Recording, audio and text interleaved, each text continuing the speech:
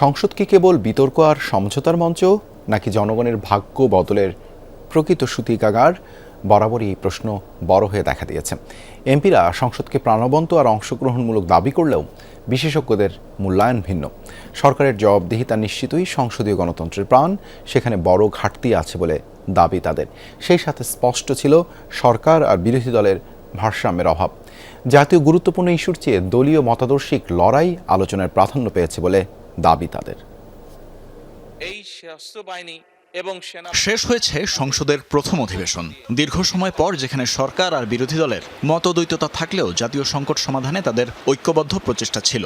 এমপিরা বলছেন এবারের সংসদ অধিবেশন ছিল প্রাণবন্ত, সেই সাথে সংসদকে প্রাণবন্ত করতে সচেষ্ট ছিল সবাই। জাতির আশা আকাঙ্ক্ষা পূরণের কেন্দ্রবিন্দু করতে চাই, সরকারি এবং বিরোধী দল মিলে একটি কার্যকর সংসদ করতে চাই। পার্লামেন্টে গিয়ে যেন আমরা কোনো পক্ষ অবলম্বন না করি, দেশের পক্ষ অবলম্বন করি। গঠনমূলক সমালোচনা করলে আমরাও চেষ্টা করি সেটা শুধরানোর জন্য। এই অধিবেশনের মাধ্যমে একটা সংসদীয় ঐক্য তৈরি করেছি। সরকারি দল বিরোধী দল একত্রে সংসদ পরিচালনা করেছে। যৌক্তিক জায়গা থেকে আমরা সবাই সমান ছিলাম। তবে বিশেষজ্ঞরা সংসদের প্রথম অধিবেশনের বিশ্লেষণ করছেন ভিন্নভাবে। তাদের মতে প্রথম অধিবেশন কাঙ্ক্ষিতভাবে কার্যকর হয়নি, বিরোধী দলেরও ছিল না শক্তিশালী ভূমিকা। এই সংসদটা অনেকটাই ফর্মাল এবং ইনফর্মালের মাঝামাঝি একটা গ্রে লাইনে অবস্থান করে বলে আমার মনে হয়েছে।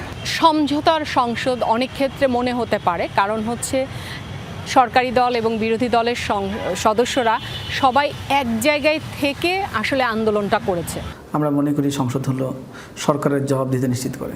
দুইটা কাজ খুব সিরিয়াসলি যে এই সংসদে হয়েছে তা না। বিএনপি যে পজিশনটা নিয়েছিল সেই পজিশনটা ঠিক ছিল না। অধ্যাদেশগুলো নিয়ে আলাপ আলোচনা করা এবং সেই আলাপ আলোচনার মাধ্যমে যেগুলো প্রয়োজন সেগুলো রাখা। সেই জায়গায় যদি বিরোধী দলগুলো একমত হতো তাহলে কিন্তু আমরা জাস্টিফাইড সংসদীয় প্রক্রিয়ার মধ্য দিয়ে আইনগুলো পেতাম। অধ্যাদেশগুলোকে আইনে পরিণত করার ক্ষেত্রে আমি মনে করি প্রত্যাশিত জায়গায় দেখাতে পারে নাই। জুলাই সনদ, জাতীয় সংকট, মুক্তিযুদ্ধ আর রাজনীতি নিয়েও সরকারি ও বিরোধী দলের শক্তিশালী ভূমিকা ছিল না বলেও অভিমত এই বিশ্লেষকদের।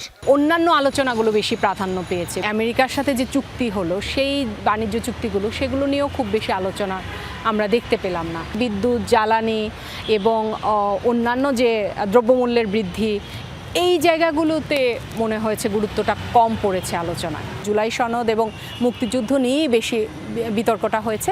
সেই জায়গায় অনেক ক্ষেত্রেই মনে হয়েছে আসলে দুই দলের রাজনৈতিক মতবাদটাকে প্রতিষ্ঠিত করতে চেয়েছেন। সংসদকে যতটা বেশি প্রাণবন্ত বলতে বোঝাচ্ছে যারা একে অপরকে যতটা ঘায়াল করতে পারে প্রতিপক্ষকে, সেই জায়গা থেকে সংসদকে মূল্যায়ন যদি করেন তাহলে তো আপনি সংসদকে প্রাণবন্ত বলবেনই।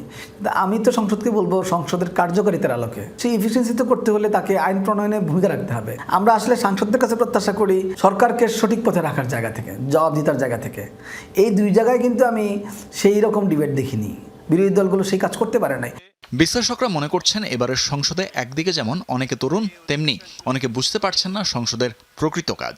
তাই এসব ব্যাপারে সংসদ সদস্যদের জোর দেওয়ার ব্যাপারেই পরামর্শ তাদের। তানভীর মৌসুম, যমুনা নিউজ, ঢাকা।